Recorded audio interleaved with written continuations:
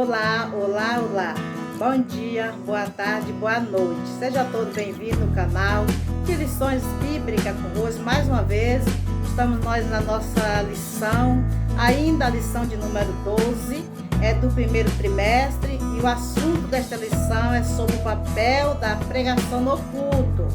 E hoje, para a glória e honra do Senhor, nós vamos estar trazendo o nosso tópico 2 desta lição, avisando que nós já temos o tópico 1 aí, e que você depois possa estar acompanhando aí, tópico por tópico, ponto por ponto. Então, o nosso tópico 2 desta lição de número 12 do primeiro trimestre de 2024, que ainda é a lição de número 12, e que tem um assunto sobre o papel da pregação no culto. E vamos nós fazer nossa leitura. A palavra tem a importância e função de edificar a igreja. Essa edificação vem pelo confronto que o Espírito Santo traz pelo ministério da palavra, que exorta e consola. Às vezes isso pode vir em um tom de elogio, 1 Coríntios capítulo 11, verso 2, ou em um forte repressão, 1 Coríntios 11, verso 17. O termo grego traduzido como exortar e consolar, significa um chamado para ajudar e encorajar. Ele ocorre com muita frequência no Novo Testamento, sendo a maioria das vezes no contexto da igreja. Assim, nós vimos Paulo solicitando a Timóteo que persistisse em ler, ensinar a palavra e exortar. 1 Timóteo capítulo 4, verso 13. E Lucas destacando que a igreja andava na consolação do Espírito Santo. Atos capítulo 9, verso 31. Em ambos os textos se pressupõe o ministério da palavra como um instrumento de exortação e edificação. Vejamos o seguinte, todos nós sabemos, amado, que a palavra de Deus, ela é completa. A palavra de Deus chega a dizer, ai daqueles que aumentar esta palavra ou diminuir. Então queremos dizer que a palavra de Deus, ela é completa e ela deve ser pregada como está escrita. E nós não precisamos inventar nada, colocar nada, porque a palavra de Deus, ela já é completa. E ela mesma, a própria palavra de Deus, por si mesma, muitas das vezes, como nós lemos, essa palavra, ela será pregada de uma forma que vem exortar, o ouvinte, ela vem nos corrigir, chamar-nos a atenção. E isso tudo, sabe para quê? Para nos consertar com Deus. Então, eu não preciso estar acrescentando ou tirando. Nós só temos que fazer o que já está escrito na palavra de Deus. E por si própria, ela faz o seu papel, corrigindo, chamando a atenção, ali, trazendo ali, exortando aqueles que estão ali precisando ouvir aquela palavra. E é assim que acontece. A palavra de Deus, quando pregada, muitas das vezes ela vem para nos exortar, chamando a nossa atenção para que venhamos, mudar. Mas de que, irmãos, nós vamos mudar? Mudar de atitude, de comportamento. A palavra de Deus, ela não vai mudar por minha causa. Nós temos que mudar pela palavra de Deus. E essa palavra, ela tem que ser pregada mesmo. Sabe por quê? Porque tem muitas pessoas na igreja que tem o comportamento errado por falta de conhecimento. E está escrito na palavra de Deus, o meu povo perece por falta de conhecimento. Então, devemos pregar o que está escrito na palavra, amém? E vamos nós então ao nosso ponto 2, amém? Que diz, ponto 2, formação de valores. A pregação é importante instrumento para formação de uma consciência cristã. A guerra cultural travada nos últimos anos contra a fé cristã mostrou a necessidade de a igreja firmar cada vez mais os seus valores. Isto, contudo, só pode acontecer de forma eficaz por meio da formação de uma consciência cristã fundamentalmente bíblica. Isso significa que a igreja precisa mostrar de forma bem didática sua forma de pensar, crer e agir. Ou seja, é preciso definir sua cosmovisão, isto é, sua visão de mundo. Uma visão que seja diferente à da cultura secular. Esta, por sua vez, sempre é mostrar o hostil ao povo de Deus. No contrário, não seremos capazes de resistir às inversão de valores por ela disseminada. Então vejamos o seguinte, questão de formação de valores cristãos, digamos assim. Estamos falando sobre formação de valores. E como cristão, lógico, nós estamos falando, né, das normas dentro da Bíblia. Os valores desta terra são totalmente mundanos e pecadores.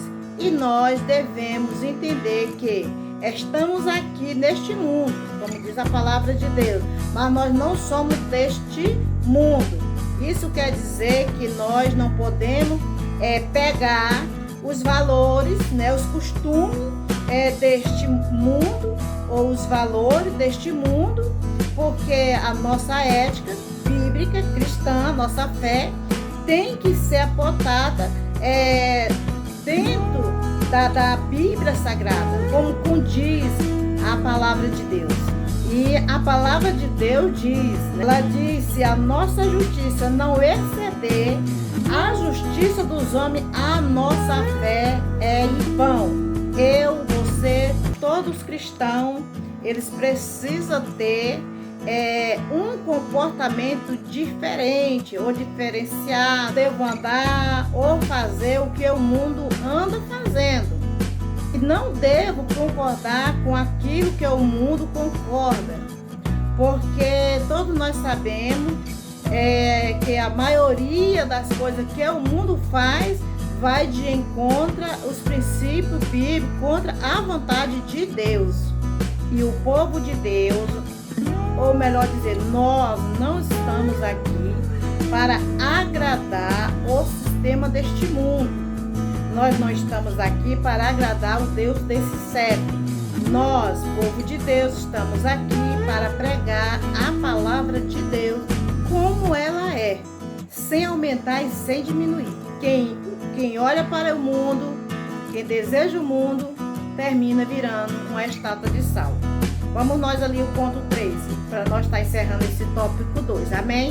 O nosso ponto 3 diz: resistindo diante de uma cultura sem Deus. Jesus, ele censurou seus discípulos, chamando de geração perversa, porque o viu agindo com incredulidade. Mateus capítulo 17, o verso 17. A influência de uma cultura sem Deus havia atingido negativamente os que andavam com Jesus. Por sua vez, no Pentecoste, Pedro também exortou seus ouvintes a salvarem-se daquela geração perversa. Atos capítulo 2, verso 40. Assim também Paulo escreveu que Demas, um amigo de ministério, havia amado aquele presente era e os abandonou.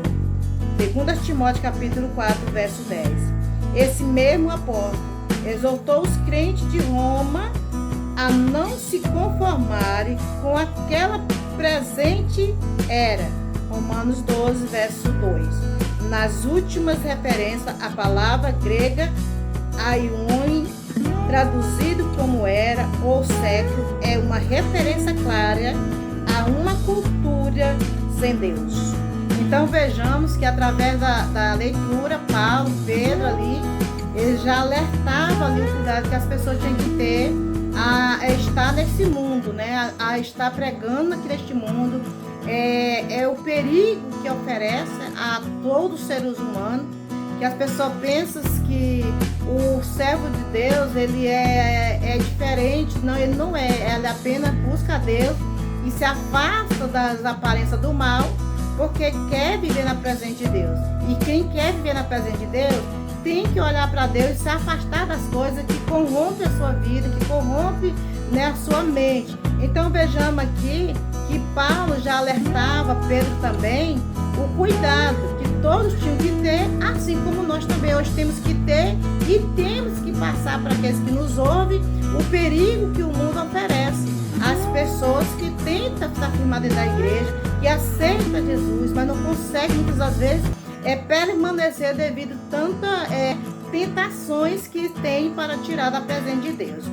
Então vejamos que o que nós vemos acontecendo dia a dia quando nós lemos aqui a palavra de Deus e conforme o que nós vemos nesse mundo, nós podemos ver que uma sociedade que está distante de Deus, e tudo que o sistema faz é para nos afastar de Deus, é para nos separar de Deus, da presença de Deus, do amor de Deus, e é por isso que todos somos tentados a constantemente aceder à tentação. Mas, no entanto, nós, como cristãos, devemos entender que o Espírito Santo é onipresente, onisciente e onipotente, e ele está pronto para nos ajudar a viver afastada das coisas que o mundo oferece. Como eu já falei, que a maioria das coisas que o mundo oferece vai de encontro à vontade do nosso Deus. Deus, ele nunca desamparou. Ele envia o seu Filho e depois o Espírito Santo hoje para estar do nosso lado, para falar conosco.